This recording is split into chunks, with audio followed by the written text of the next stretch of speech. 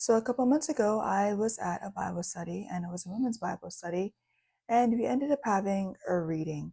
We usually go through a reading every 2 weeks. When we were doing the study together, we read a chapter and it changed my view on what it means to surrender. And so I'm going to read that today, and it's found in Luke 1, verses 26 through 38. I'm reading from the New King James Version. Now, in the 6th month, the angel Gabriel was sent by God to a city of Galilee named Nazareth to a virgin, betrothed to marry a man whose name was Joseph of the house of David. The virgin's name was Mary, and having come in, the angel said to her, "Rejoice, highly favored one, the Lord is with you. Blessed are you among women." But when she saw him, she was troubled at his saying, and considered what manner of greeting this was. The angel said to her, "Do not be afraid, Mary, for you have found favor with God. And behold, you will conceive in your womb and bring forth a son, and shall call his name Jesus. He will be great and will be called the Son of the Highest, and the Lord will give him the throne of his father David. And he will reign over the house of Jacob forever, and of his kingdom there will be no end." Then Mary said to the angel, "How can this be, since I don't know a man?" The angel answered and said to her, "The Holy Spirit will come upon you, and the power of the Highest will overshadow you. Therefore, also that Holy One who is born will be called the Son of God.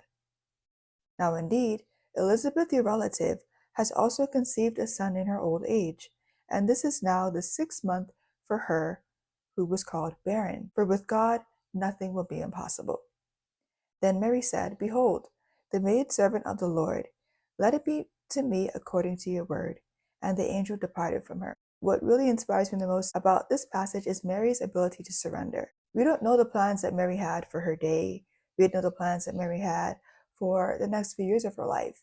She might have been planning on to relocate to somewhere else. What I do know from this passage is her openness to being willing to have all of her plans completely thrown off. But based on the story with Mary, my definition of surrender, my perspective on surrender completely changed, all based on one verse, 35, when the angel says to her, "The Holy Spirit will come upon you, and the power of the Highest will overshadow you." My view of surrender now was not just yielding to authority or giving up something. After reading that, my view of surrender is the willingness to be overshadowed. Specifically, the willingness to be overshadowed by the Holy Spirit. Mary exemplifies this perfectly. It ends with Mary saying, "Behold, the maidservant of the Lord, let it be to me according to your word." When reading that, I kind of got in my feelings because it made me think, how often do I think I'm surrendering in my daily life through having devotions with God, but am I actually in a constant state of willingness to be overshadowed by the Holy Spirit? And sometimes when I think about it and take an inventory, I'm not. After that, I wanted to do a bit more investigation on what are some Bible verses that talk about surrendering. I stumbled upon a website with a few different verses that look at surrendering. One of the verses that stood out to me was Isaiah 45, verse 9, New International Version, and it says, "Woe to those who quarrel with their maker, those who are nothing but potsherds among the potsherds on the ground. Does the clay say to the potter, 'What are you making?' Does your work say, 'The potter has no hands'?" Potsherds have often been used in the Bible as references or to be used as an example. And what potsherds are broken pieces of clay. It kind of signifies to me that when we argue with our maker, we are somewhat fragmenting our relationship with the maker, especially when we're in a constant state of quarreling. And if we're in a constant state of quarreling mentally, oftentimes our actions will follow.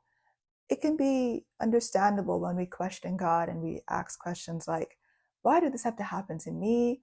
Why couldn't this happen to somebody else? Or why did I have to go through this pain in order to get to this point? We have the right to have doubts and to have a curious mindset of what could be different if we were to have a different trajectory. But we quarrel with him in our spirits because it's not what we want to do. That's going against God's will and not surrendering to the plan that he has for us. When we do that, it only makes us more broken and fragment not only the relationship with God more, we also then end up further fragmenting and breaking ourselves. The second part of the verse says, does the clay say to the potter, what are you making? So let's imagine that you're using a pencil, a paintbrush, a hammer, anything that you're using to create something. And that object were to sprout lips, sprout vocal cords, and say to you, what are you doing? What are you making? Do you actually know what you're doing here? Are you sure? Because it doesn't look like it. Actually, how about I give you the idea that came from my pencil mind? You don't seem like you know what you're doing right now. Imagine if that tool talk to you like that and try to tell you what to do, and you're in the process of creating something. That's basically what this is saying. It's saying, does the clay just sprout lips and say, what are you making? No, it's not supposed to do that. Because number one, it's weird. Number two, it's trying to gain control of the project. Meanwhile, the tool is supposed to be an instrument to complete the project or whatever it's being made, not the star of the show. It's not about the tool, it's about the end product. One of the biggest reasons why that would be such an off putting thing for us as humans to experience is because it expresses doubt on the behalf of the object, on the creator's capabilities, and it limits us to a particular outcome. And then at the end of it, when it's saying, but does the potter have hands? I imagine that's kind of like the clay kind of like taunting the maker. That's like saying your hands suck. Like, who wants to hear that? And the commentary that I found online, it's saying that Isaiah is warning Israel to not question God's question his mode of action. And it says that Isaiah anticipates that the Israelites will be discontented and murmur at their deliverer being a heathen king, which is Cyrus, and not one of their own body. He therefore warns them against presuming to criticize the arrangements of the All-Wise, reminding them of his unapproachable greatness, and once more assuring them that the appointment of Cyrus is from him. He's saying, like, don't doubt God's modes of delivery. Don't doubt him. Don't quarrel with him about this. Like, just let it be. Now, when it comes to the potsherds, the commentary says, all men are equally made of the dust of the ground. Israel has no prerogative in this respect. He too is a potsherd among potsherds, no more entitled to lift up his voice against his maker than the vessel to rebel against the man who shapes it.